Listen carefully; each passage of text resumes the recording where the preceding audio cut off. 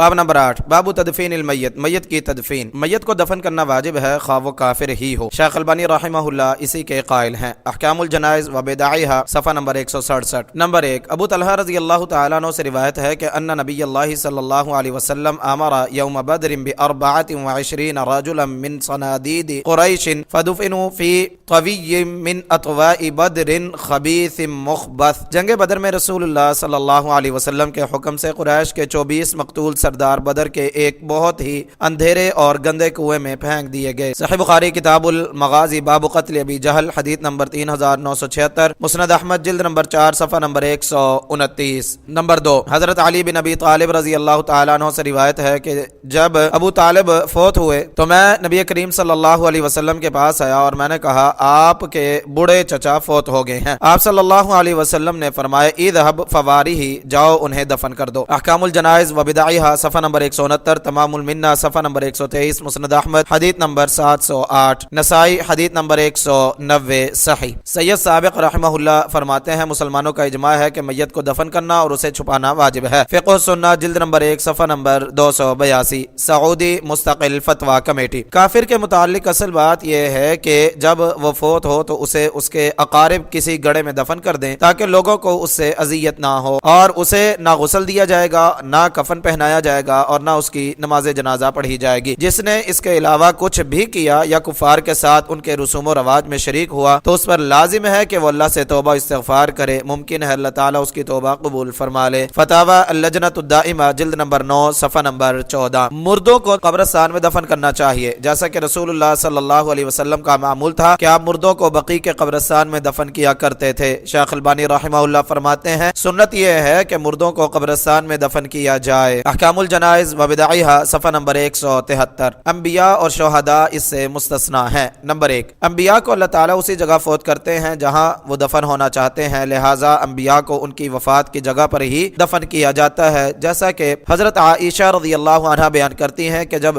رسول اللہ صلی اللہ علیہ وسلم فوت ہوئے تو لوگوں نے آپ صلی اللہ علیہ وسلم کی تدفین کے متعلق اختلاف کیا، یعنی کہ آپ کو کہاں دفن کیا جائے۔ حضرت ابو بکر رضی اللہ تعالی عنہ نے کہا میں نے رسول اللہ صلی اللہ علیہ وسلم سے کچھ سن رکھا ہے جسے میں نے بھلایا نہیں۔ آپ صلی اللہ علیہ وسلم نے فرمایا تھا ما قبض اللہ نبیا الا فی الموضع الذی یحب ان یدفن فیہ فدفنوہ فی موضع فراشہ۔ اللہ تعالیٰ نے ہر نبی کو وہیں فوت کیا جہاں وہ دفن کیا جانا پسند کرتا تھا، پھر صحابہ نے آپ صلی اللہ علیہ وسلم کو آپ کے بستر کی جگہ پر دفن کر دیا۔ صحیح الجامع الصغیر حدیث نمبر 5649، سنن ترمذی حدیث نمبر 1018، کتاب الجنائز صحیح۔ عبد الرحمن مبارک پوری ڈاکٹر وہبہ زہیلی رحمہ اللہ فرماتے ہیں یہ عمل گھروں میں تدفین کی ممانعت کے منافی نہیں ہے، کیونکہ انبیاء کے خصائص میں یہ چیز بھی شامل ہے کہ انہیں وہی دفن کیا جاتا ہے جہاں وہ فوت ہوں۔ تحفۃ الاحوذی جلد نمبر 4 صفحہ نمبر 79، الفقہ الاسلامی و ادلۃ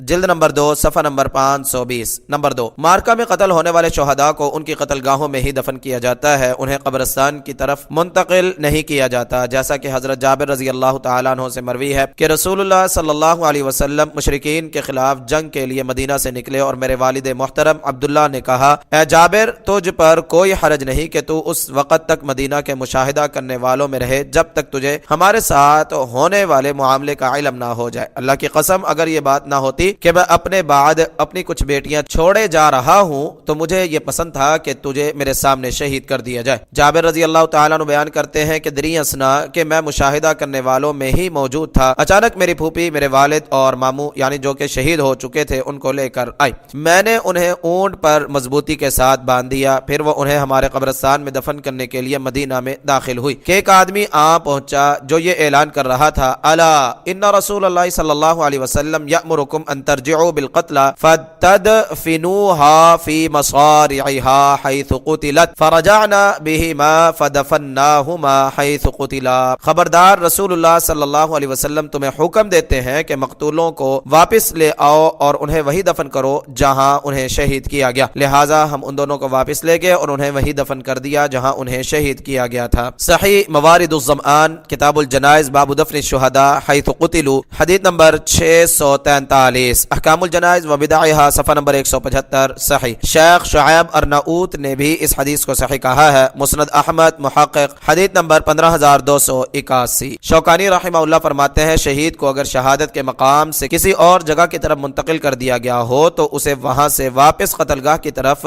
لانا جائز ہے۔ نیل الاوطار جلد نمبر 3 صفحہ نمبر 65۔ ابن قدامہ البانی رحمہ اللہ فرماتے ہیں شہید کو اسی جگہ دفن کرنا مستحب ہے جہاں اسے قتل کیا گیا۔ المغنی ابن قدامہ جلد نمبر 3 صفحہ نمبر 442۔ احکام الجنائز و بدعها صفحہ نمبر 175۔ کیا تارک نماز کو مسلمانوں کے قبرستان میں دفن کیا جائے گا؟ سعودی مستقل فتویٰ کمیٹی۔ واجب ہے کہ مسلمانوں کے لیے الگ قبرستان مختص کیا جائے اور وہاں ان کے علاوہ دوسروں کو دفن نہ کیا جائے۔ جو شخص نماز نہیں پڑھتا اور وہ تارک نماز ہی فوت ہو جائے تو اسے مسلمانوں کے قبرستان میں دفن نہیں کیا جائے گا، کیونکہ نماز کے وجوب کا انکار کرتے ہوئے اسے چھوڑنے والا بالاجماع کافر ہے، اور سستی کرتے ہوئے نماز چھوڑنے والا علماء کے اقوال میں سے راجح قول کے مطابق کافر ہی ہے۔ فتاوی اللجنۃ الدائمہ للبحوث العلمیہ والافتاء جلد نمبر 9 صفحہ نمبر 9۔ قبر کو گہرا اور صاف ستھرا بنانا چاہیے۔ حضرت ہشام بن عامر رضی اللہ تعالیٰ عنہ سے مروی ہے کہ رسول اللہ صلی اللہ علیہ وسلم نے فرمایا احفروا واعمقوا واحسنوا، گڑھا کھودو، گہرا کرو اور اچھی قبر بناؤ۔ صحیح ابو داود کتاب الجنائز باب فی تعمیق القبر حدیث نمبر 2754۔ سنن نبی داود حدیث نمبر 3215۔ صحیح علامہ صدیق حسن خان رحمہ اللہ فرماتے ہیں اس مسئلے میں کوئی اختلاف نہیں اور یہ شریعت میں ضروری طور پر ثابت ہے۔ الروضۃ الندیہ جلد نمبر 1 صفحہ نمبر 439۔ علامہ البانی رحمہ اللہ فرماتے ہیں قبر کو گہرا، وسیع اور عمدہ کھودنا واجب ہے۔ احکام الجنائز صفحہ نمبر 181۔ بغلی قبر سیدھی قبر سے افضل ہے۔ لفظ زرح کا معنی پھاڑنا اور میت کے لیے سیدھی قبر بنانا ہے، اور یہ باب زرح یزرح منع سے مصدر ہے، اور زرح کو شق بھی کہا جاتا ہے۔ المنجد صفحہ نمبر 496۔ نیل الاوطار جلد نمبر 3 صفحہ نمبر 27۔ لفظ لحد سے مراد بغلی قبر کھودنا ہے، یعنی قبر کے قبلہ رخ گڑھے کو لحد کہتے ہیں جہاں سے میت کو قبر میں اتارا جاتا ہے۔ یہ باب لحد یلحد منع سے مصدر ہے۔ المنجد صفحہ نمبر 782۔ بخاری رحمہ اللہ فرماتے ہیں کہ بغلی قبر کو لحد اس لیے کہتے ہیں کیونکہ یہ ایک کونے میں ہوتی ہے اور اپنی جگہ سے ہٹی ہوئی ہر چیز کو ملحد کہیں گے، اسی سے لفظ ملتحدہ ہے، یعنی پناہ کا کونا، اور اگر قبر سیدھی ہو تو اسے ضریح کہتے ہیں۔ بخاری قبل الحدیث 1347 کتاب الجنائز۔ حضرت انس رضی اللہ تعالیٰ عنہ سے مروی ہے کہ جب نبی کریم صلی اللہ علیہ وسلم فوت ہوئے تو مدینہ میں ایک آدمی بغلی قبر بناتا تھا اور دوسرا سیدھی قبر بناتا تھا۔ لوگوں نے کہا کہ ہم استخارہ کرتے ہیں اور ان دونوں کی طرف آدمی بھیج دیتے ہیں، ان میں سے جو بھی پیچھے رہ گیا ہم اسے چھوڑ دیں گے۔ پھر ان دونوں کی طرف پیغام بھیج دیا گیا تو بغلی قبر بنانے والا پہلے آن پہنچا، فلاحدوا للنبی صلی اللہ علیہ وسلم، لہٰذا انہوں نے نبی صلی اللہ علیہ وسلم کے لیے بغلی قبر بنائی۔ صحیح ابن ماجہ کتاب الجنائز باب ما جاء فی الشق حدیث نمبر 1264۔ سنن ابن ماجہ حدیث نمبر 1557۔ مسند احمد جلد نمبر 3 صفحہ نمبر 139۔ حسن حافظ بویسری نے اس کی سند کو صحیح کہا ہے۔ مصباح الزجاجہ جلد نمبر 1 صفحہ نمبر 507۔ مدینہ میں دونوں طرح کی قبر بنانے والے آدمی موجود تھے۔ آپ صلی اللہ علیہ وسلم کا ان دونوں کو برقرار رکھنا اس بات کا ثبوت ہے کہ دونوں طرح قبر بنانا جائز ہے، لیکن مندرجہ ذیل دلائل کی بنا پر معلوم ہوتا ہے کہ لحد زیادہ بہتر ہے۔ نمبر 1، حضرت عبداللہ بن عباس رضی اللہ عنہما سے مروی ہے کہ رسول اللہ صلی اللہ علیہ وسلم نے فرمایا اللحد لنا والشق لغیرنا، بغلی قبر ہمارے لیے ہے اور سیدھی قبر دوسروں کے لیے ہے۔ صحیح ابو داود حدیث نمبر 1261 1262۔ سنن نبی داود کتاب الجنائز باب ما جاء فی اللحد حدیث نمبر 3208۔ سنن ترمذی کتاب الجنائز باب ما جاء فی قول النبی صلی اللہ علیہ وسلم اللحد لنا والشق لغیرنا حدیث نمبر 1045۔ سنن ابن ماجہ حدیث نمبر 1554۔ صحیح۔ نمبر 2، نبی کریم صلی اللہ علیہ وسلم کی قبر لحد بنائی گئی جیسا کہ ابھی حدیث گزری ہے۔ نمبر 3، حضرت سعد بن ابی وقاص رضی اللہ تعالیٰ عنہ نے مرض الموت میں یہ وصیت کی کہ الحدوا لی لحدا وانصبوا علی اللابن نصبا کما صنع برسول اللہ صلی اللہ علیہ وسلم،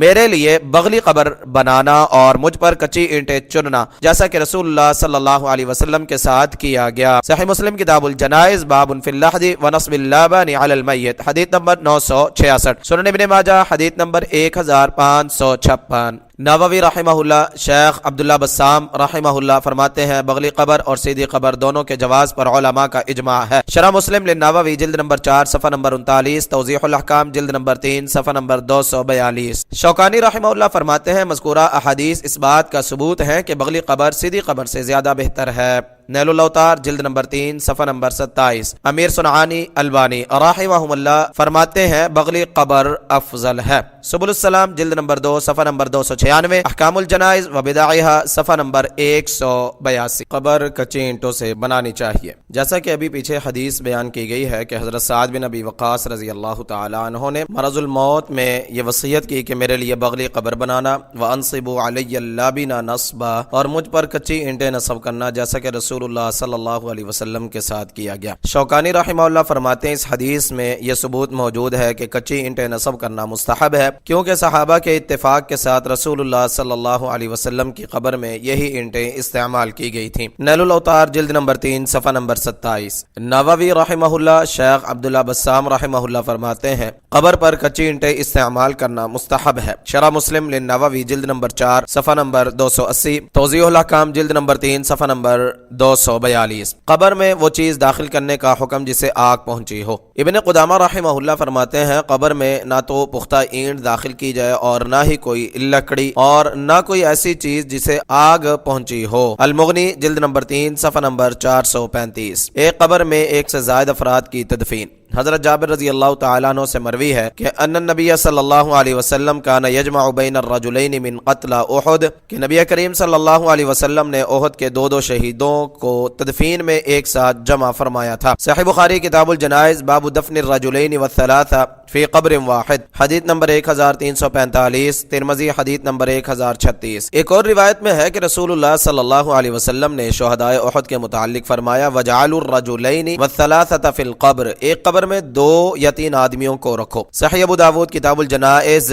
باب فی تعمیق القبر، حدیث نمبر 2754، سنن ابی داود حدیث نمبر 3215۔ صحیح امیر صنعانی رحمہ اللہ فرماتے ہیں ایک قبر میں جماعت بھی دفن کی جا سکتی ہے لیکن یہ ضرورت کے وقت ہے۔ سبل السلام جلد نمبر 2 صفحہ نمبر 263۔ علامہ البانی رحمہ اللہ فرماتے ہیں حسب ضرورت ایک قبر میں ایک سے زیادہ افراد کو بھی دفن کیا جا سکتا ہے۔ احکام الجنائز صفحہ نمبر 184۔ عبداللہ بسام فرماتے ہیں ضرورت کے وقت ایک قبر میں 2 یا اس سے زیادہ آدمیوں کو دفن کرنا بھی جائز ہے۔ توضیح الاحکام جلد نمبر 3 صفحہ نمبر 176۔ سعودی مستقل فتویٰ کمیٹی، ہر میت کو الگ قبر میں دفن کرنا چاہیے، ہاں اگر اس میں کوئی سخت مشقت ہو تو 2 یا 3 افراد بھی ایک قبر میں دفن کیے جا سکتے ہیں اور قبلہ کی جانب ان میں سے دین کے اعتبار سے افضل شخص کو مقدم کیا جائے گا، جیسا کہ نبی کریم صلی اللہ علیہ وسلم نے جنگ احد کے روز کیا۔ فتاوی اللجنۃ الدائمہ جلد نمبر 8 صفحہ نمبر 435۔ کیا عورت اور مرد کو ایک قبر میں دفن کرنا جائز ہے؟ امیر صنعانی رحمہ اللہ فرماتے ہیں مرد اور عورت کو ایک قبر میں دفن کرنے کے متعلق ایک حسن درجہ کی روایت ہے۔ حضرت واثلہ بن اسقع رضی اللہ عنہ بیان کرتے ہیں کہ انہ کان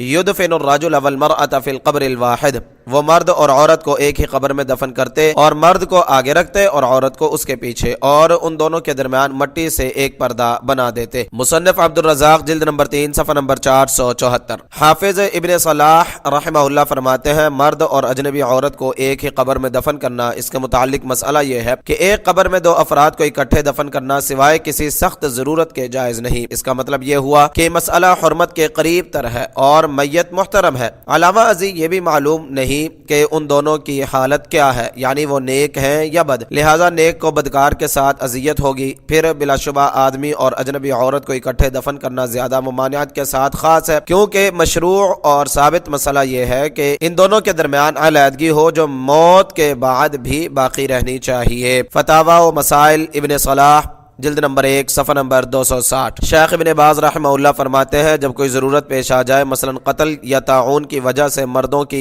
کثرت ہو جائے، تو مرد اور عورت کو ایک ہی قبر میں دفن کیا جا سکتا ہے۔ مجموع فتاوی ابن باز جلد نمبر 13 صفحہ نمبر 212۔ میت کو قبر کے قدموں کی جانب سے داخل کیا جائے۔ نمبر 1، ابو اسحاق رحمہ اللہ نے بیان کیا کہ حارث نے وصیت کی کہ اس کی نماز جنازہ حضرت عبداللہ بن یزید رضی اللہ عنہ پڑھائیں، چنانچہ انہوں نے اس کی نماز جنازہ پڑھائی، ثم ادخلہ القبر من قبل رجلی القبر وقال هذا من السنہ، پھر اسے قبر کے پاؤں کی جانب سے قبر میں داخل کیا اور کہا کہ یہ سنت طریقہ ہے۔ صحیح ابو داود کتاب الجنائز باب کیف یدخل المیت قبرہ، حدیث نمبر 2750، سنن نبی داود حدیث نمبر 3211۔ صحیح نمبر 2، حضرت عبداللہ بن عباس رضی اللہ عنہما سے مروی ہے کہ ان النبی صلی اللہ علیہ وسلم صلی من قبل رأسہ صلی، نبی صلی اللہ علیہ وسلم کو آپ کے سر کی جانب یعنی قبر کے پاؤں کی جانب سے داخل کیا گیا۔ مسند شافعی جلد نمبر 1 صفحہ نمبر 215، بیہقی جلد نمبر 4 صفحہ نمبر 54۔ شیخ عبداللہ بسام نے کہا ہے کہ اس کی سند صحیح ہے۔ توضیح الاحکام شرح بلوغ المرام جلد نمبر 3 صفحہ نمبر 227۔ شافعی احمد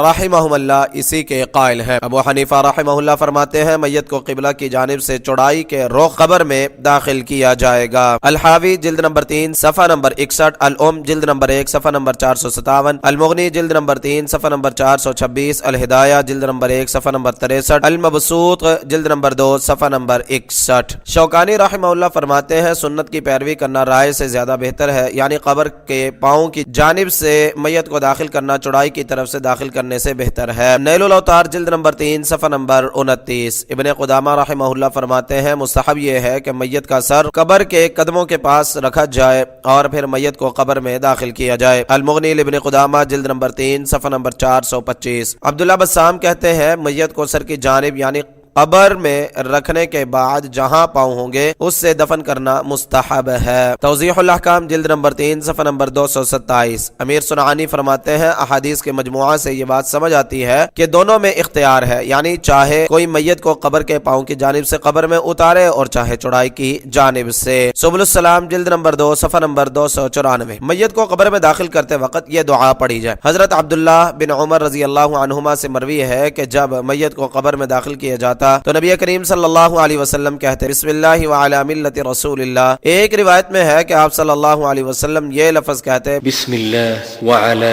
سنت رسول اللہ۔ صحیح ابو داود کتاب الجنائز باب فی الدعاء للمیت اذا وضع فی قبرہ، حدیث نمبر 2752۔ احکام الجنائز صفحہ نمبر 192، سنن نبی داود حدیث نمبر 3213، ترمذی حدیث نمبر 1046، ابن ماجہ حدیث نمبر 1550۔ صحیح میت خواہ عورت ہو اسے قبر میں صرف مرد ہی اتاریں گے۔ نمبر 1 کیونکہ نبی کریم صلی اللہ علیہ وسلم سے آج تک مسلمانوں کا اسی پر عمل ہے۔ نمبر 2 مرد اس عمل کے لیے زیادہ قوی اور حوصلہ مند ہے۔ نمبر 3 اگر خواتین ایسا کرے تو ان کے جسموں کا کوئی حصہ اجنبیوں کے سامنے ظاہر ہو سکتا ہے جو کہ ناجائز ہے۔ احکام الجنائز للالبانی صفحہ نمبر 186۔ میت کے اولیاء اسے قبر میں اتارنے کے زیادہ مستحق ہیں۔ نمبر 1 ارشاد باری تعالی ہے وَأُولُو الْأَرْحَامِ بعضهم مولا ببعض، اور رشتے ناتے والے ان میں سے بعض کے زیادہ نزدیک ہیں۔ سورہ انفال آیت نمبر 75۔ احکام الجنائز صفحہ نمبر 176۔ نمبر 2 حضرت علی رضی اللہ تعالیٰ عنہ بیان کرتے ہیں کہ رسول اللہ صلی اللہ علیہ وسلم کو 4 آدمیوں نے قبر میں اتارا، علی، عباس، فضل اور خادم رسول صالح رضی اللہ عنہم نے۔ احکام الجنائز و بدعہا صفحہ نمبر 187، حاکم جلد نمبر 1 صفحہ نمبر 362، بیہقی جلد نمبر 4 صفحہ نمبر 53۔ صحیح خامد اپنی بیوی کو دفن کر سکتا ہے۔ حضرت عائشہ رضی اللہ عنہا سے مروی ہے کہ رسول اللہ صلی اللہ علیہ وسلم بقیع کے قبرستان سے واپس لوٹے اور مجھے تلاش کرنے لگے۔ میرے سر میں درد تھا اور میں یہ کہہ رہی تھی ہائے میرے سر میں شدید درد ہے۔ آپ صلی اللہ علیہ وسلم نے فرمایا نہیں بلکہ میرے سر میں بھی درد ہے اے عائشہ۔ پھر آپ صلی اللہ علیہ وسلم نے فرمایا ما ذرکی لو مت قبلی فقمت علیکی فغسلتکی وکفنتکی وصلیت علیکی ودفنتکی، اگر تم مجھ سے پہلے فوت ہو گئی تو میں خود تمہیں غسل دوں گا، تمہیں کفن پہناؤں گا، تمہاری نماز جنازہ پڑھوں گا اور تمہیں دفن کروں گا۔ مسند احمد میں یہ لفظ ہے کہ آپ صلی اللہ علیہ وسلم نے فرمایا فحیأتکی ودفنتکی، میں تجھے یعنی غسل دے کر کفن پہنا کر تدفین کے لیے تیار کروں گا اور میں ہی تجھے دفن کروں گا۔ صحیح ابن ماجہ کتاب الجنائز باب ما جاء فی غسل الرجل امرأته وغسل المرأة زوجها، حدیث نمبر 1197، ارواء الغلیل حدیث نمبر 700، سنن ابن ماجہ حدیث نمبر 1465، مسند احمد جلد نمبر 6 صفحہ نمبر 144، حدیث نمبر 25966۔ حسن شیخ البانی رحمہ اللہ فرماتے ہیں شوہر کے لیے جائز ہے کہ وہ خود اپنی بیوی کو دفن کرے، شافعیہ اسی کے قائل ہیں۔ احکام الجنائز و بدعہا صفحہ نمبر 187 188۔ سعودی مستقل فتویٰ کمیٹی، شوہر کا کیا اپنی بیوی کو قبر میں اتارنا جائز ہے؟ فتاوی اللجنۃ الدائمہ جلد نمبر 8 صفحہ نمبر 368۔ غیر عورت کو قبر میں کیسا مرد اتارے؟ حضرت انس رضی اللہ تعالیٰ عنہ سے مروی ہے کہ ہم رسول اللہ صلی اللہ علیہ وسلم کی بیٹی کے جنازے میں حاضر ہوئے۔ رسول اللہ صلی اللہ علیہ وسلم قبر پر بیٹھے ہوئے تھے۔ میں نے دیکھا کہ آپ صلی اللہ علیہ وسلم کی آنکھوں سے آنسو جاری ہیں۔ آپ صلی اللہ علیہ وسلم نے دریافت کیا کہ هل فیکم من احد لم یقارف اللیلہ؟ فقال ابو طلحة انا قال فانزل في قبرها فنزل في قبرها فقبرها۔ کیا ایسا آدمی یہاں کوئی ہے جو آج رات کو عورت کے پاس نہ گیا ہو؟ یہ سن کر حضرت ابو طلحہ رضی اللہ تعالیٰ عنہ نے کہا میں ہوں۔ آپ صلی اللہ علیہ وسلم نے فرمایا پھر تم قبر میں اترو۔ حضرت انس رضی اللہ تعالیٰ عنہ فرماتے ہیں کہ چنانچہ وہ اترے اور قبر میں اور میت کو دفن کیا۔ صحیح بخاری کتاب الجنائز باب من يدخل قبر المرأة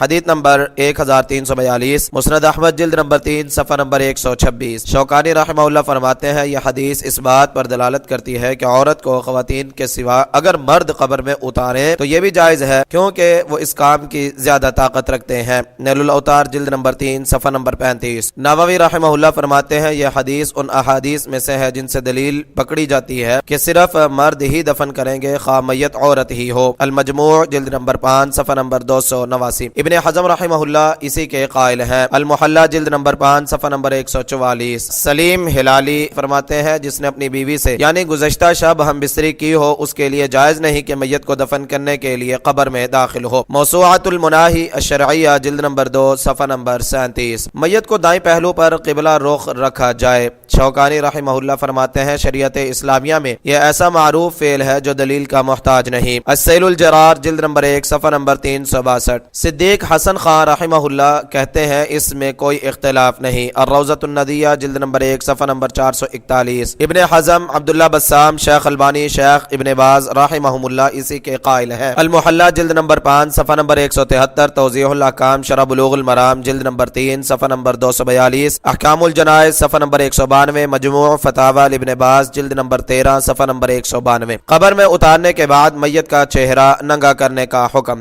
سعودی مستقل فتویٰ کمیٹی۔ ہمیں کسی ایسی دلیل کا علم نہیں جس سے یہ ثابت ہوتا ہو کہ میت کو قبر میں داخل کرنے کے بعد اس کا چہرہ ننگا کرنا چاہیے، بلکہ شرعی دلائل کا ظاہر یہ بتلاتا ہے کہ میت خواہ مرد ہو یا عورت اس کا چہرہ ننگا نہیں کیا جائے گا، کیونکہ اصل یہ ہے کہ چہرے کو بھی سارے جسم کی طرح ڈھانپا جائے۔ ہاں اگر آدمی محرم ہو تو اس کا سر اور چہرہ نہیں ڈھانپنا چاہیے۔ فتاوی اللجنۃ الدائمہ جلد نمبر 8 صفحہ نمبر 419۔ شیخ ابن باز رحمہ اللہ فرماتے ہیں میت کو لحد میں رکھنے کے بعد اس کا چہرہ ننگا کرنا جائز نہیں، خواہ وہ مرد ہو یا عورت۔ مجموع فتاوی ابن باز جلد نمبر 13 صفحہ نمبر 194۔ شیخ ابن عثیمین رحمہ اللہ فرماتے ہیں قبر میں داخل کرنے کے بعد میت کا مکمل چہرہ ننگا کرنے کی کوئی دلیل موجود نہیں۔ مجموع فتاوی ابن عثیمین جلد نمبر 17 صفحہ نمبر 183۔ میت کو قبر میں رکھ کر قبر میں اذان و اقامت کہنے کا حکم۔ شیخ ابن باز رحمہ اللہ فرماتے ہیں اس عمل کے بدعت ہونے میں کوئی شک نہیں، اللہ تعالیٰ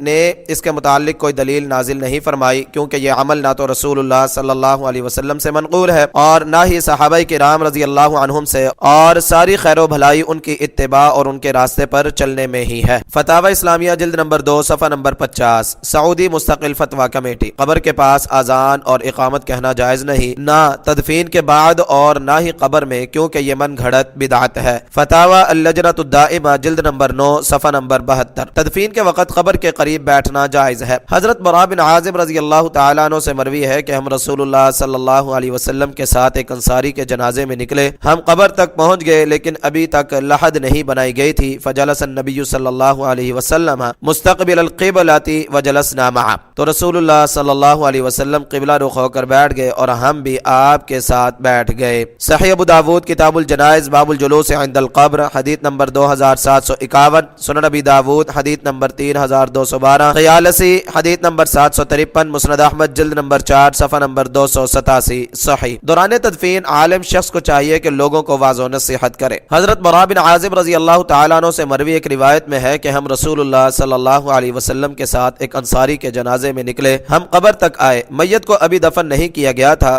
رسول اللہ صلی اللہ علیہ وسلم بیٹھ گئے اور ہم بھی آپ صلی اللہ علیہ وسلم کے گرد اس طرح خاموشی کے ساتھ بیٹھ گئے گویا ہمارے سروں پر پرندے بیٹھے ہوں۔ آپ صلی اللہ علیہ وسلم کے ہاتھ میں ایک لکڑی تھی، آپ اس کے ساتھ زمین کو کورید رہے تھے۔ آپ نے اپنا سر اٹھایا اور فرمایا استعیذوا باللہ من عذاب القبر مرتين او ثلاثا، عذاب قبر سے اللہ کی پناہ مانگو۔ آپ صلی اللہ علیہ وسلم نے 2 یا 3 مرتبہ یہ ارشاد فرمایا۔ ہدایت الروات جلد نمبر 2 صفحہ نمبر 221، مسند احمد جلد نمبر 6 صفحہ نمبر 58 168، ابو نعیم فی تاریخ اصبہان جلد نمبر 2 صفحہ نمبر 186 صحیح۔ ہر حاضر شخص پر 3 لپ مٹی ڈالنا مستحب ہے۔ نمبر 1، حضرت ابو ہریرہ رضی اللہ تعالیٰ عنہ سے مروی ہے کہ ان النبی صلی اللہ علیہ وسلم صلی علی جنازۃ ثم اتى قبر المیت فحثى علیہ من قبل رأسه ثلاثا، نبی صلی اللہ علیہ وسلم نے نماز جنازہ پڑھائی، پھر آپ صلی اللہ علیہ وسلم میت کی قبر کے پاس آئے اور آپ صلی اللہ علیہ وسلم نے اس کے سر کی جانب سے 3 لپ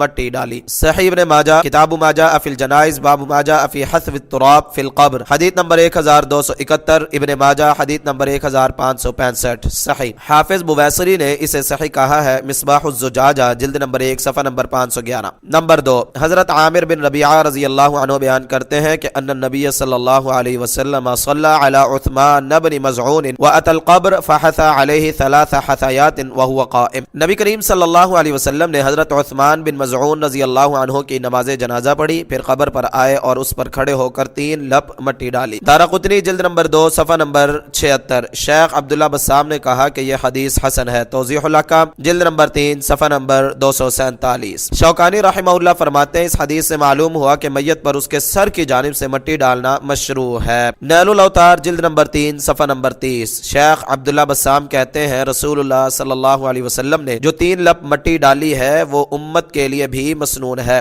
توضیح الاحکام جلد نمبر 3 صفحہ نمبر 248۔ قبر پر پانی چھڑکنے کا حکم۔ قبروں پر پانی چھڑکنا کسی صحیح حدیث سے ثابت نہیں اور اس سلسلے میں جو روایات پیش کی جاتی ہیں وہ ضعیف اور ناقابل حجت ہیں۔ ان میں سے چند حسب ذیل ہیں۔ نمبر 1، حضرت جابر رضی اللہ تعالیٰ عنہ سے روایت ہے کہ رش قبر النبی صلی اللہ علیہ وسلم وکان الذی رش الماء، کہ نبی کریم صلی اللہ علیہ وسلم کی قبر پر پانی چھڑکا گیا۔ بلال رضی اللہ تعالیٰ عنہ نے آپ صلی اللہ علیہ وسلم کی قبر پر مشکیزے سے پانی چھڑکا، انہوں نے سر کی جانب سے چھڑکاؤ شروع کیا اور پاؤں کی جانب تک پانی چھڑکا۔ بیہقی فی سنن الکبریٰ جلد نمبر 3 صفحہ نمبر 411۔ امام شوکانی فرماتے ہیں کہ 2 وجوہات کی بنا پر اس روایت سے استدلال درست نہیں۔ پہلی یہ کہ حضرت بلال رضی اللہ عنہ کے فعل میں کوئی حجت نہیں، اور دوسری یہ کہ اس کی سند میں واقدی راوی ہے اور اس کے متعلق کلام معروف ہے۔ السیل الجرار جلد نمبر 1 صفحہ نمبر 721۔ واقدی راوی کے متعلق امام بخاری اور امام ابو حاتم نے کہا ہے کہ یہ متروک ہے، امام احمد نے اسے کذاب کہا ہے اور یہ بھی کہا ہے کہ یہ احادیث بدل دیتا تھا۔ امام دارقطنی نے اس کے متعلق کہا ہے کہ اس میں ضعف ہے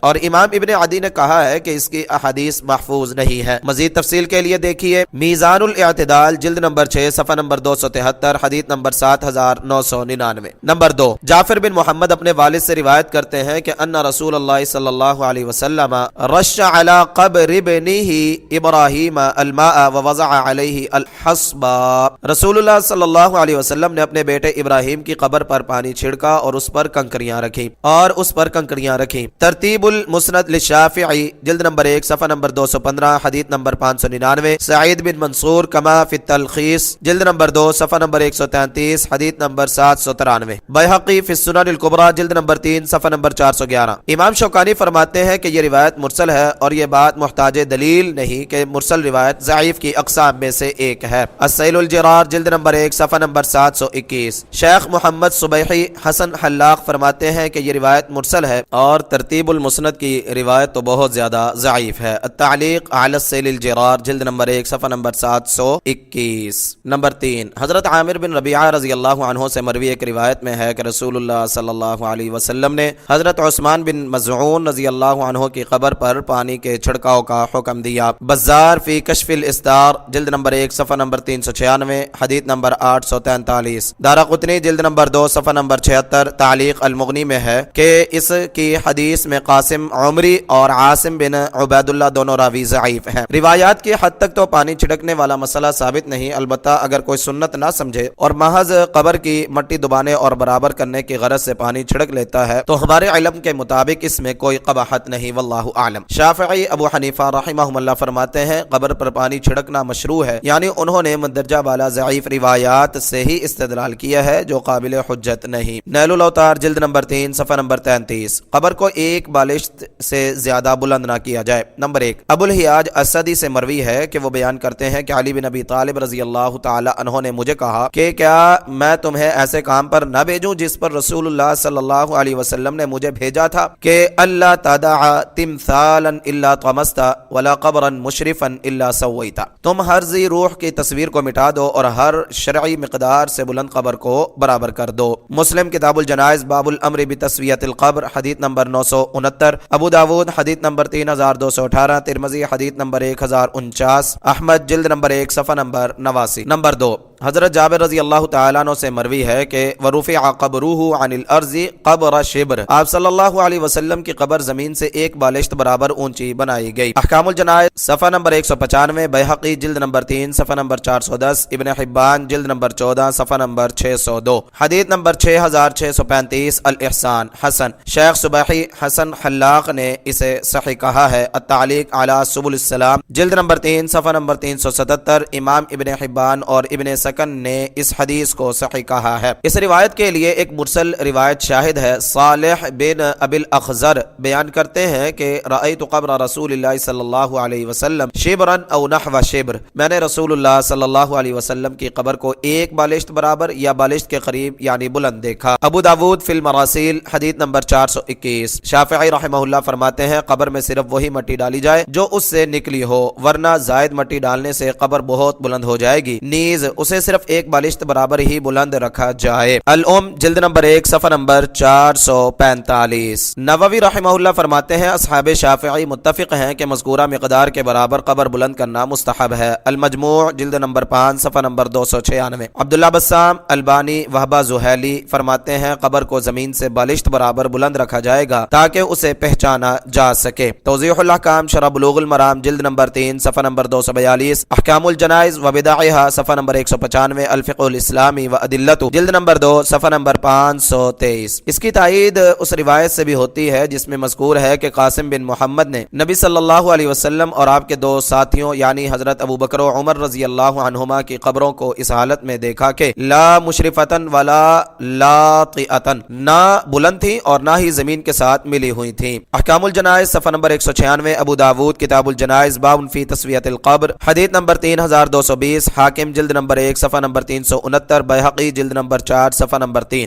امام حاکم نے کہا ہے کہ یہ حدیث صحیح الاسناد ہے اور امام ذہبی نے بھی ان کی موافقت کی ہے۔ قبر کو کوہان نما بنانا مستحب ہے۔ حضرت سفیان تمار رضی اللہ تعالیٰ عنہ سے مروی ہے کہ انہ رأى قبر النبی صلی اللہ علیہ وسلم مسنما، انہوں نے نبی کریم صلی اللہ علیہ وسلم کی قبر کو کوہان نما بنی ہوئی دیکھی۔ صحیح بخاری کتاب الجنائز باب ما جاء فی قبر النبی صلی اللہ علیہ وسلم و ابی بکر و عمر رضی اللہ عنہما حدیث نمبر 1390، ابن ابی شیبہ جلد نمبر 3 صفحہ نمبر 326۔ قبر میں میت سے سوال کیا جاتا ہے۔ حضرت انس بن مالک رضی اللہ تعالیٰ عنہ سے روایت ہے کہ رسول اللہ صلی اللہ علیہ وسلم نے فرمایا کہ جب آدمی کو اس کی قبر میں داخل کیا جاتا ہے اور جنازے میں شریک اس کے ساتھی واپس لوٹ جاتے ہیں تو ابھی وہ ان کے جوتوں کی آواز ہی سن رہا ہوتا ہے کہ دو فرشتے یعنی منکر اور نکیر اس کے پاس آ جاتے ہیں۔ وہ اسے بٹھا کر پوچھتے ہیں ما كنت تقول في هذا الرجل لمحمد صلی اللہ علیہ وسلم فاما المؤمن فيقول اشهد انه عبد الله ورسوله، اس شخص یعنی محمد صلی اللہ علیہ وسلم کے بارے میں تو کیا عقیدہ رکھتا ہے؟ مومن تو کہے گا کہ میں گواہی دیتا ہوں کہ آپ صلی اللہ علیہ وسلم اللہ کے بندے اور اس کے رسول ہیں۔ اس جواب پر اسے کہا جائے گا کہ تو یہ دیکھ اپنا جہنم کا ٹھکانہ، لیکن اللہ تعالیٰ نے اس کے بدلے میں تمہیں جنت میں ٹھکانہ دے دیا ہے۔ اس وقت اسے جنت اور جہنم دونوں ٹھکانے دکھا دیے جائیں گے۔ اور منافق و کافر سے کہا جائے گا کہ اس شخص کے بارے میں تو کیا کہتا تھا؟ تو وہ جواب میں کہے گا کہ لا ادری كنت اقول ما يقوله الناس فيقال لا دريت ولا تليت ويضرب بمطارق من حديد ضربه فيصيح صيحة يسمعها من يليه غير الثقلين، مجھے کچھ معلوم نہیں، میں وہی کہتا تھا جو لوگ کہتے تھے۔ پھر اس سے کہا جائے گا نہ تو نے جانا اور نہ تو نے پڑھا، پھر اسے لوہے کے ہتھوڑے سے ایک ضرب لگائی جائے گی جس سے وہ ایسی اونچی آواز سے چیخے گا کہ اس کی آواز کو جن اور انسانوں کے سوا اس کے آس پاس کی تمام مخلوق سنے۔ سنے گی۔ صحیح بخاری کتاب الجنائز باب ما جاء فی عذاب القبر حدیث نمبر 1374، صحیح مسلم حدیث نمبر 2870، ابو داود حدیث نمبر 3231۔ تدفین کے بعد میت کے لیے استغفار اور ثابت قدمی کی دعا کرنی چاہیے۔ حضرت عثمان رضی اللہ تعالیٰ عنہ سے مروی ہے کہ نبی صلی اللہ علیہ وسلم جب میت کی تدفین سے فارغ ہوتے تو اس پر ٹھہرتے اور فرماتے استغفروا لاخیکم وصلوا لہ التثبیت فانہ الآن یسأل، اپنے بھائی کے لیے بخشش طلب کرو اور اس کے لیے ثابت قدمی مانگو، یقیناً اس سے اب سوال کیا جا رہا ہے۔ صحیح ابو داود کتاب الجنائز باب الاستغفار عند القبر للمیت حدیث نمبر 2758، سنن نبی داود حدیث نمبر 3221۔ صحیح شمس الحق عظیم آبادی رحمہ اللہ فرماتے ہیں اس حدیث میں یہ ثبوت موجود ہے کہ تدفین سے فراغت کے بعد میت کے لیے استغفار کرنا اور اس کے لیے ثابت قدمی کا سوال کرنا مشروع ہے، کیونکہ اسے اس حالت میں سوال کیا جا رہا ہوتا ہے۔ عون المعبود جلد نمبر 3 صفحہ نمبر 209۔ عبید اللہ رحمانی مبارک پوری رحمہ اللہ فرماتے ہیں اس حدیث میں یہ دلیل ہے کہ میت کی تدفین سے فراغت کے بعد اس کے لیے استغفار کرنا اور اس کے لیے ثابت قدمی کا سوال کرنا مشروع ہے، اور یقیناً زندوں کی دعا مردوں کو فائدہ دیتی ہے۔ مرعات المفاتیح جلد نمبر 1 صفحہ نمبر 230۔ امیر صنعانی فرماتے ہیں اس حدیث سے ثابت ہوا کہ اگر زندہ انسان میت کے لیے استغفار کرے تو اسے اس کا فائدہ پہنچتا ہے۔ سبل السلام جلد نمبر 2 صفحہ نمبر 301۔ ابن منذر رحمہ اللہ فرماتے ہیں جمہور علماء کا کہنا ہے کہ میت کی تدفین کے بعد قبر پر کھڑے ہو کر اس کے لیے استغفار کرنا مشروع ہے۔ ابن تیمیہ رحمہ اللہ فرماتے ہیں اللہ تعالیٰ نے جو منافقین کی قبروں پر کھڑے ہونے سے منع فرمایا ہے اس سے ثابت ہوتا ہے کہ مسلمان کی قبر پر تدفین کے بعد یعنی استغفار کے لیے کھڑا ہوا جائے گا۔ ابن قیم رحمہ اللہ فرماتے ہیں میت کی تدفین سے فراغت کے بعد آپ صلی اللہ علیہ وسلم کا طریقہ کار یہ تھا کہ آپ اور آپ کے صحابہ قبر پر کھڑے ہو جاتے اور اہل قبر کے لیے ثابت قدمی کی دعا کرتے۔ عبداللہ بسام فرماتے ہیں تدفین کے بعد قبر پر کھڑے ہو کر میت کے لیے دعا کرنا کتاب و سنت اور مسلمانوں کے اجماع کے ساتھ ثابت ہے۔ توضیح الاحکام شرح بلوغ المرام جلد نمبر 3 صفحہ نمبر 251 253۔ سعودی مستقل فتویٰ کمیٹی تدفین کے بعد میت کے لیے مغفرت اور ثابت قدمی کی دعا کرنی چاہیے۔ فتاوی اللجنۃ الدائمہ لبحوث العلمیہ والافتاء جلد نمبر 8 صفحہ نمبر 437۔ قبر پر پتھر یا اس کی مثل کوئی نشانی رکھی جا سکتی ہے۔ مطلب بن ابی وداعہ سے روایت ہے کہ جب حضرت عثمان بن مظعون رضی اللہ تعالیٰ عنہ فوت ہوئے ان کا جنازہ لے جایا گیا اور انہیں دفن کیا گیا تو نبی کریم صلی اللہ علیہ وسلم نے ایک آدمی کو پتھر لانے کا حکم دیا۔ جب وہ اسے نہ اٹھا سکا تو نبی صلی اللہ علیہ وسلم نے اپنی آستینوں سے کپڑا اٹھایا۔ مطلب کہتے ہیں کہ اس شخص نے بتایا جس نے مجھے رسول اللہ صلی اللہ علیہ وسلم کے بارے میں مطلع کیا کہ میں رسول اللہ صلی اللہ علیہ وسلم کی کلائیوں کی سفیدی کا مشاہدہ کر رہا تھا جب آپ صلی اللہ علیہ وسلم نے ان سے کپڑا اٹھایا، پھر آپ صلی اللہ علیہ وسلم نے پتھر اٹھایا اور عثمان رضی اللہ عنہ کے سر کی جانب رکھ دیا اور فرمایا اتعلم بها قبر اخی وادفن الیہ من مات من اہلی، میں اس کے ذریعے اپنے بھائی کی قبر کو پہچانوں گا اور اپنے گھر والوں میں سے فوت ہونے والوں کو اس کے قریب دفن کروں گا۔ صحیح ابو داود کتاب الجنائز باب فی جمع الموتى فی قبر والقبر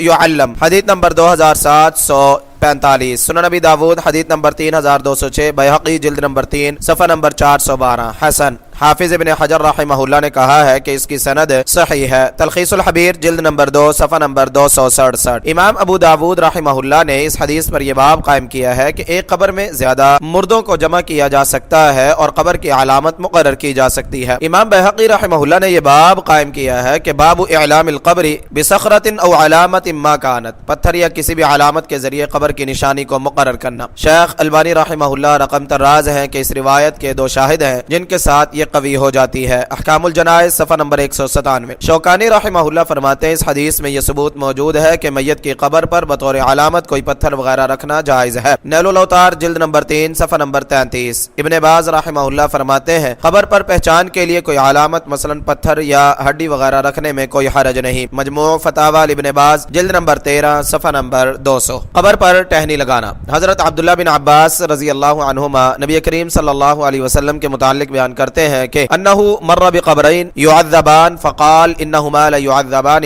وما یعذبان فی کبیر. آپ صلی اللہ علیہ وسلم کا گزر ایسی دو قبروں پر ہوا جن پر عذاب ہو رہا تھا. آپ صلی اللہ علیہ وسلم نے فرمایا کہ ان پر عذاب کسی بہت بڑی بات پر نہیں ہو رہا، صرف یہ کہ ان میں ایک شخص پیشاب سے نہیں بچتا تھا اور دوسرا شخص چغل خوری کیا کرتا تھا. پھر آپ صلی اللہ علیہ وسلم نے کھجور کی ایک ہری ٹہنی لی اور اس کے دو ٹکڑے کر کے دونوں قبروں پر ایک ایک ٹکڑا گاڑ دیا. لوگوں نے پوچھا کہ اللہ کے رسول آپ نے ایسا کیوں کیا؟ آپ صلی اللہ علیہ وسلم نے فرمایا شاید اس وقت تک کے لیے ان پر عذاب کچھ ہلکا ہو جائے جب تک یہ خشک نہ ہو. بخاری کتاب الجنائز باب الجرید علی القبر حدیث نمبر 1361، صحیح مسلم حدیث نمبر 292، ابن ماجہ حدیث نمبر 347، ترمذی حدیث نمبر 70. امام بخاری رحمہ اللہ رقم تراز ہے کہ وَأَوْصَى بُرَيْدَةُ الْأَسْلَمِيُّ أَن يُجْعَلَ فِي قَبْرِهِ جَرِيدَتان. حضرت بریدہ اسلمی رضی اللہ تعالی عنہ نے وصیت کی تھی کہ ان کی قبر پر دو شاخیں لگا دی جائیں. بخاری قبل الحدیث 1361، کتاب الجنائز باب الجرید علی القبر. علی بن عبد العزیز الشبل تلمیذ ابن باز رحمہ اللہ فرماتے ہیں ٹہنی لگانے والا عمل رسول اللہ صلی اللہ علیہ وسلم کے ساتھ خاص تھا. یہی قول درست ہے کیونکہ آپ صلی اللہ علیہ وسلم نے صرف ان قبروں پر ٹہنی گاڑی تھی جن کے متعلق آپ کو علم ہو گیا تھا کہ ان قبر والوں کو عذاب ہو رہا ہے. آپ صلی اللہ علیہ وسلم نے سب قبروں پر ٹہنی نہیں گاڑی. اگر قبر پر ٹہنی لگانا سنت ہوتا تو رسول اللہ صلی اللہ علیہ وسلم سب قبروں پر ٹہنی لگاتے. اسی وجہ سے خلفائے راشدین اور کبار صحابہ نے بھی ایسا کوئی کام نہیں کیا. اگر یہ عمل مشروع ہوتا تو وہ ضرور اسے اپناتے. البتہ جو حضرت بریدہ رضی اللہ عنہ نے وصیت کی تھی وہ ان کا اپنا اجتہاد تھا اور اجتہاد میں خطا بھی ہو سکتی ہے اور درستگی بھی. اور درست موقف اسی کا ہے جس نے اس عمل کو ترک کر دینے کا کہا ہے، جیسا کہ ابھی پیچھے اس کی وضاحت کر دی گئی ہے. التعلیق علی فتح الباری جلد نمبر 3 صفحہ نمبر 283. شیخ ابن باز رحمہ اللہ فرماتے ہیں قبر پر ٹہنی لگانا جائز نہیں بلکہ بدعت ہے، کیونکہ رسول اللہ صلی اللہ علیہ وسلم نے دو قبروں پر صرف اس لیے ٹہنی لگائی تھی کیونکہ اللہ تعالیٰ نے آپ صلی اللہ علیہ وسلم کو اطلاع دے دی تھی کہ ان قبر والوں کو عذاب ہو رہا ہے، اور آپ صلی اللہ علیہ وسلم نے باقی قبروں پر ٹہنی نہیں لگائی، جس سے معلوم ہوا کہ قبروں پر ٹہنی لگانا جائز نہیں.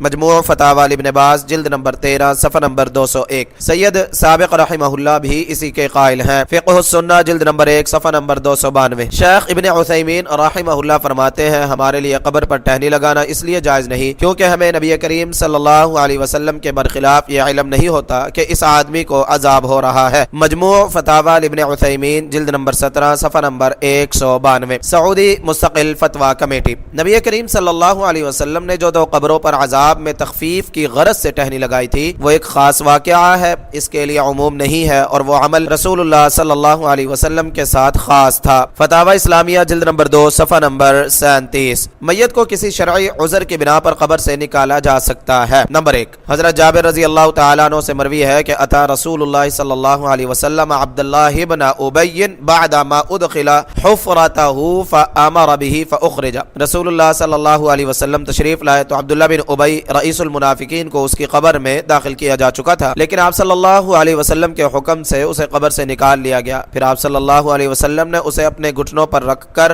اپنا لعاب دہن اس کے منہ میں ڈالا اور اپنا کرتا اسے پہنایا. اب اللہ تعالیٰ ہی بہتر جانتے ہیں، یعنی غالباً مرنے کے بعد منافق کے ساتھ ایسے سلوک کی وجہ یہ تھی کہ اس نے حضرت عباس رضی اللہ تعالی عنہ کو ایک قمیض پہنائی تھی. صحیح بخاری کتاب الجنائز باب هل يخرج الميت من القبر واللحد لعلة حدیث نمبر 1350. صحیح مسلم حدیث نمبر 2773. نمبر 2 حضرت جابر رضی اللہ تعالی عنہ سے مروی ہے کہ دفن مع ابي رجل فلم تطب نفسي حتى اخرجته فجعلته في قبر على حدة. میرے والد کے ساتھ قبر میں ایک اور صحابی دفن تھے، لیکن میرا دل اس پر راضی نہیں ہو رہا تھا، اس لیے میں نے ان کی لاش نکال کر دوسری قبر میں دفن کر دی. بخاری کتاب الجنائز باب هل يخرج الميت من القبر واللحد لعلة حدیث نمبر 1352. نسائی جلد نمبر 4 صفحہ نمبر 84. البانی شوکانی علی بن آدم الولوی رحمہم اللہ اسی کے قائل ہیں. احکام الجنائز صفحہ نمبر 203. نیل الاوطار جلد نمبر 3 صفحہ نمبر 65. شرح سنن نسائی جلد نمبر 19 صفحہ نمبر 381. تدفین سے پہلے میت کو کسی دوسرے شہر منتقل کرنے کا حکم. سعودی مستقل فتویٰ کمیٹی. عہد نبوی اور عہد صحابہ میں عملی سنت یہی تھی کہ وفات پانے والے کو اسی شہر کے قبرستان میں دفن کیا جاتا جہاں وہ فوت ہوتے، اور شہداء کو اسی جگہ پر دفن کیا جاتا جہاں وہ شہید ہوتے. نیز کسی صحیح حدیث یا اثر سے یہ بات ثابت نہیں کہ کسی صحابی کو اپنے علاقے سے باہر منتقل کیا گیا ہو، لہٰذا کسی صحیح ضرورت یعنی شرعی عذر کے بغیر بغیر میت کو ایک شہر سے دوسرے شہر میں منتقل نہ کیا جائے۔ فتاوی اسلامیہ جلد نمبر 2 صفحہ نمبر 16۔ وفات سے پہلے اپنی قبر خود کھود لینا۔ شیخ البانی رحمہ اللہ فرماتے ہیں ایسا کرنا درست نہیں، کیونکہ نہ تو نبی کریم صلی اللہ علیہ وسلم نے ایسا کیا اور نہ ہی صحابہ نے ایسا کیا۔ مزید برآں انسان کو یہ علم بھی نہیں کہ وہ کہاں فوت ہوگا، تاہم اگر اس سے آدمی کا مقصود موت کی تیاری ہو تو پھر ایک مستحسن عمل ہوگا۔ احکام الجنائز و بدائعہ صفحہ نمبر 204۔ امام ابن تیمیہ رحمہ اللہ بھی اسی کے قائل ہیں۔ الاخبار العلمیہ من الاختیارات الفقہیہ صفحہ نمبر 134۔ 3 اوقات میں تدفین ممنوع ہے۔ حضرت عقبہ بن عامر رضی اللہ تعالیٰ عنہ سے مروی ہے کہ 3 ساعات ان کان رسول اللہ صلی اللہ علیہ وسلم ینہانا ان نصلی فیہن او ان نقبر فیہن موتانا۔ 3 اوقات میں رسول اللہ صلی اللہ علیہ وسلم ہمیں نماز پڑھنے اور میت کی تدفین سے روکتے تھے۔ وہ یہ ہے: نمبر 1 جب آفتاب طلوع ہو رہا ہو تا آنکھیں بلند ہو جائے۔ نمبر 2 جب سورج نصف آسمان پر ہو تا وقت یہ کہ ڈھل جائے۔ نمبر 3 جس وقت سورج غروب ہونا شروع ہو۔ مسلم حدیث نمبر 831۔ ابن جبرین سلیم ہلالی فرماتے ہیں ان اوقات میں میت کو دفن کرنا جائز نہیں، یعنی الا کہ کوئی ضرورت پیش آ جائے۔ فتاوی اسلامیہ جلد نمبر 2 صفحہ نمبر 28۔ موسوعۃ المناہی الشرعیہ جلد نمبر 2 صفحہ نمبر 35۔ رات کو دفن کرنے کا حکم۔ حضرت جابر رضی اللہ تعالیٰ عنہ سے مروی ہے کہ رسول اللہ صلی اللہ علیہ وسلم نے فرمایا اپنے مرنے والوں کو رات میں دفن نہ کرو الا کہ تم اس کے لیے مجبور کر دیے جاؤ۔ صحیح ابن ماجہ کتاب الجنائز باب ما جاء فی الاوقات التي لا يصلى فيها على الميت ولا يدفن حدیث نمبر 1235۔ سنن نبی داود حدیث نمبر 3148۔ صحیح مسلم کی ایک روایت میں ہے کہ فزجر النبی صلی اللہ علیہ وسلم ان يقبر الرجل بالليل حتى يصلى عليه۔ نبی کریم صلی اللہ علیہ وسلم نے رات کو دفن کرنے پر ڈانٹا ہے الا کہ نماز جنازہ پڑھ لی گئی ہو۔ صحیح مسلم کتاب الجنائز باب فی تحسین کفن المیت حدیث نمبر 943۔ ابو داود حدیث نمبر 3148۔ معلوم ہوا کہ رات میں میت کو دفن کرنے کی ممانعت صرف اس گمان کی وجہ سے ہے کہ نماز جنازہ میں رات کے وقت لوگ کم تعداد میں شریک ہوں گے، لہٰذا اگر نماز جنازہ دن میں پڑھ لی گئی ہو لیکن کسی عذر کی وجہ سے رات کو دفن کرنا پڑے تو یہ ممنوع نہیں۔ جواز کے دلائل حسب ذیل ہیں۔ نمبر 1 حضرت عبداللہ بن عباس رضی اللہ عنہما سے مروی ہے کہ ان رسول اللہ صلی اللہ علیہ وسلم ادخل رجلا قبرہ لیلا۔ رسول اللہ صلی اللہ علیہ وسلم نے رات کے وقت ایک آدمی کو اس کی قبر میں داخل کیا۔ صحیح ابن ماجہ کتاب الجنائز حدیث نمبر 1234۔ سنن ابن ماجہ حدیث نمبر 1520۔ حسن۔ نمبر 2 امام بخاری رحمہ اللہ رقم طراز ہے کہ ودفن ابو بکر لیلا، حضرت ابو بکر رضی اللہ عنہ کو رات کے وقت دفن کیا گیا۔ صحیح بخاری تعلیقہ قبل الحدیث 1340 کتاب الجنائز باب الدفن باللیل۔ نمبر 3 حضرت علی رضی اللہ عنہ نے حضرت فاطمہ رضی اللہ عنہا کو رات کے وقت دفن کیا۔ ابن ابی شیبہ جلد نمبر 3 صفحہ نمبر 31 حدیث نمبر 11826 11827۔ فتح الباری جلد نمبر 3 صفحہ نمبر 569۔ شوکانی رحمہ اللہ فرماتے ہیں مذکورہ احادیث اس بات کا ثبوت ہے کہ رات کے وقت دفن کرنا جائز ہے۔ نیل الاوتار جلد نمبر 3 صفحہ نمبر 38۔ مسلمانوں کو کفار کے قبرستان میں دفن کرنے کا حکم۔ ابن باز البانی رحمہ اللہ فرماتے ہیں ایسا کرنا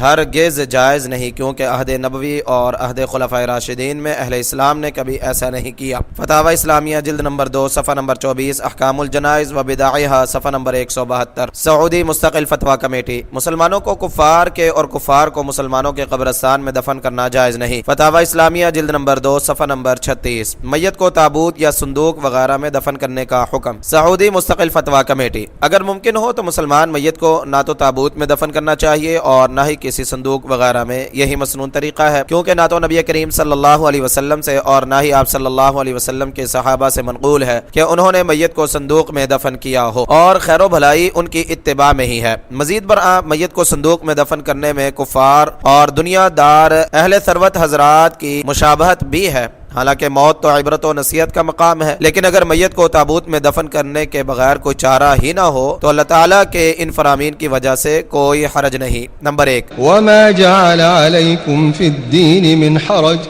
اور اللہ تعالیٰ نے تم پر دین میں کوئی تنگی نہیں بنائی۔ سورہ حج آیت نمبر 78۔ نمبر 2، لا يكلف الله نفسا الا وسعها، اللہ تعالیٰ کسی انسان کو اس کی وسعت و طاقت سے زیادہ تکلیف نہیں دیتے۔ سورہ بقرہ آیت نمبر 286۔ فتاوی اللجنۃ الدائمہ جلد نمبر 8 صفحہ نمبر 432۔ ابن قدامہ رحمہ اللہ فرماتے ہیں میت کو تابوت میں دفن کرنا بہتر نہیں، کیونکہ نہ تو نبی کریم صلی اللہ علیہ وسلم سے ایسا کچھ منقول ہے اور نہ ہی صحابہ سے، اور مزید اس میں دنیا دار لوگوں کی مشابہت بھی ہے۔ المغنی جلد نمبر 3 صفحہ نمبر 435۔ زندہ انسان کے کٹے ہوئے اعضاء کا حکم۔ سعودی مستقل فتویٰ کمیٹی۔ زندہ انسان کا کٹا ہوا عضو خواہ وہ کسی حادثے کی وجہ سے کٹا ہو یا حد لگنے کی وجہ سے، نہ تو اسے دھویا جائے گا اور نہ ہی اس پر نماز پڑھی جائے گی، بلکہ اسے کسی کپڑے میں لپیٹ کر قبرستان میں دفن کر دیا جائے گا، یا اگر قبرستان نزدیک نہ ہو تو اسے کسی پاکیزہ زمین میں دفن کر دیا جائے گا۔ فتاوی اللجنۃ الدائمہ جلد نمبر 8 صفحہ نمبر 448۔